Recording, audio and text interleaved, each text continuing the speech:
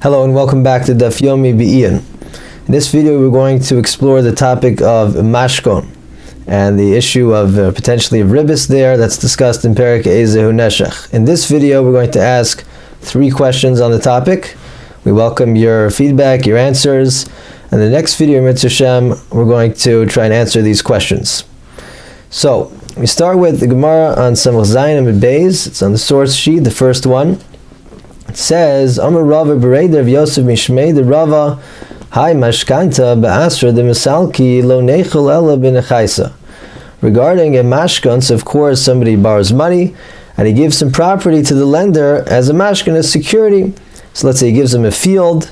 Says the Gemara, assuming that we're talking about where the local custom is that if the borrower wants, he could pay early and thereby evict the lender, get his field back. The problem of ribis there is, a bigger problem, and the only way to take care of the ribis problem is by arranging it b'nechaisa, meaning that they add a clause that the lender will reduce the loan by some amount each year that he's using this field. So the Gemara is saying the lender could use the borrower's field, get the produce from the field, as long as he reduces the loan a little bit, and that addresses the ribis problem. So, of course, the question is, how does that address the ribis problem? So Rashi, second source on the sheet, explains. Rashi says, by reducing the loan a little bit each year, Nira kamochra lo, makes it appear like he's just selling him the field. I'm not giving him the payers of the field as ribis payment, as interest for the loan. I'm just selling him the rights to my field. And Rashi adds, V'yoreid b'safek. The lender is going into this, the whole thing is a doubt, there's a risk. Because should the crop go bad that year, let's say there's a drought and there's no crops at all, still Yinakalo Sekitzvi, still going to have to take off that fixed amount. Hilkach kishoku minei tfei lav ribisu, therefore it's not a problem of ribis. So says Rashi. So the question number 1 is, how did Rashi answer his question? How did Rashi explain how there's no ribis here? In other words, what do you mean that there's a risk? Maybe he won't get any fruits and therefore it's fine. Yeah, maybe he won't get fruits, but maybe he will get fruits. And it could very well turn out that he pays this nominal fee, if it's a few dollars, and he gets a whole year's worth of crops. And you're telling me that's not ribis? You're telling me that the lender receiving that is not receiving a payment for the loan? It seems hard to understand. So question number 1 is, how do we understand this Rashi? How do we understand the rationale for b'nechaisa, that just by reducing a little bit, that makes it okay from the standpoint of ribis? How does it make sense? Question number 2 is about another Rashi, which is on Samach Dalet Amud Beis. So this is source number 3 on the sheet. We have the Mishnah there teaches us a halacha that hamalva es chavero lo yodar b'chatzero chinam. Somebody gave somebody a loan. The halacha is the lender may not stay in the borrower's property rent-free. And not only that, v'lo yischar mimenu b'pachos. He can't pay cheaper. He can't get a discount on the rent. Even that would be a problem. Mipnei shu ribis. That would be a problem of ribis. This guy gave somebody a loan. Now he's receiving a financial benefit. He's receiving the usage of this guy's property at a cheaper rate. So that's considered ribis. It's like you're paying him for the loan, and therefore it's ribis. Rashi later there on the Gemara learns a halacha from the Mishnah. He says, Yesh lilmod mikan. You can learn from this halacha that she'asr lahalvos al bayis v'ladar bo filu b'nechaisa. We see from this Mishnah that you're not allowed to do a mashkon on something like a house or a courtyard. You can't do a security, meaning the borrower can't borrow money and say, I'll let you stay in my house until I can pay back the money. You see from the Mishnah that that's prohibited, even if the lender pays a little bit, takes off a little bit of the loan each year that he's staying in the house. You see from our Mishnah that is prohibited. Rashi then asks, we find later the Gemara talks about a mashkon being permitted, like in the case of a field. So Rashi says we have to say that the field is different than a house. By a field it's permitted, as the Rashi we quoted earlier said, because there you have a suffix, there's a risk, you may get nothing. So therefore there it's permitted.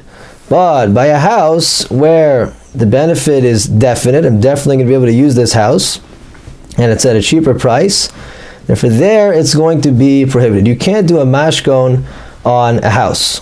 So the question on this Rashi is, how is this Mishnah on Samach Daled related to the topic of a mashkon? By a mashkon, we're talking about that, from the beginning, initially we're structuring this deal in such a way that potentially could, deal with the ribis problem. Like Rashi said, you can call it a sale, and therefore there's different approaches among the Rishonim as to exactly, what we're accomplishing by a mashkon. But basically, the initial deal was structured not as interest on a loan, but something else. So how is that connected with this Mishnah on Samach Daled, where you're talking about a pure loan, a regular cash loan? He lent this guy money. The Mishnah says a simple halacha: you can't in return pay this guy by allowing him to stay in the property at a cheaper price. That's a problem of ribis. So another way of asking the question is like this: apparently, Rashi before this Mishnah felt that based on the halacha that we find of a mashkon, that under the right conditions you're allowed to do a mashkon, it's not a problem of ribis. I might have really thought that by a regular loan, it's permitted for the lender to say, okay, for that loan, now I want to be able to stay in your house and I'm not going to pay you full price. I would have thought that just like mashkon is okay, this is okay. Oh, but our Mishnah says that's not true. It's not okay by a house. So therefore we have to say that a house is different because the benefit is constant, it's definite. What was the connection to begin with? A mashkon is one thing, a pure loan is a different thing. Why did Rashi feel these two topics are related at all? Why is this Rashi here at all? How does the connection even begin? That's question number 2. Question number 3 is on Rabbeinu Tam, which is on source number 6 on the sheet.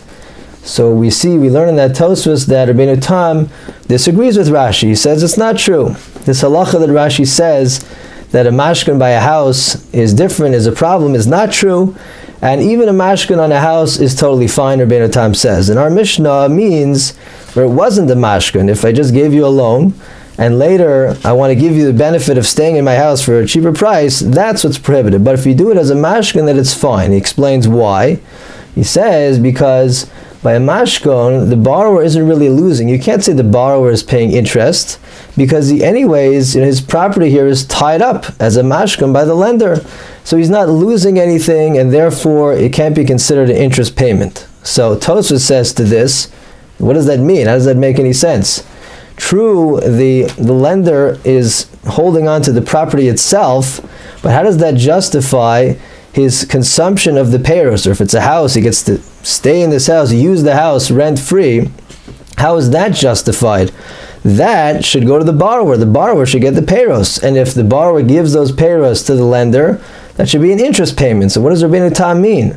So the question simply is, how would Rabbeinu Tam respond to this? Indeed, it seems like a very basic question what he's saying. And what does Rabbeinu Tam mean? How does this explain why it's not a problem of ribis? So again, to review the 3 questions.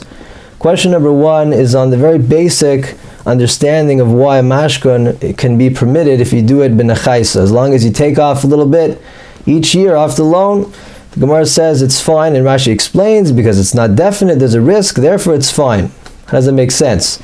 The lender could be receiving a huge benefit of a full year's worth of crops, and why? For this loan. So therefore, that does seem like interest. How does it make sense? Question number 2 is what was this connection that Rashi was making between a case of a mashkon on the one hand and a case of pure loan, and then afterwards I'm letting this guy stay in my property for a cheaper price? What's the connection? Of course, the second case is a bigger problem of ribis. So why did Rashi feel that one is related to the other? And the third question is, how could we defend Rabbeinu Tam from Tosfos' question that Rabbeinu Tam says, well, he's not losing anyways, therefore it's not an interest payment. So Tosfos says, what do you mean he's not losing? He's losing all his payros that he could have gotten from his field each year. So it should be interest. So how do we understand Rabbeinu Tam? Those are my 3 questions, and welcome your feedback, and in the next video we'll try to answer these questions.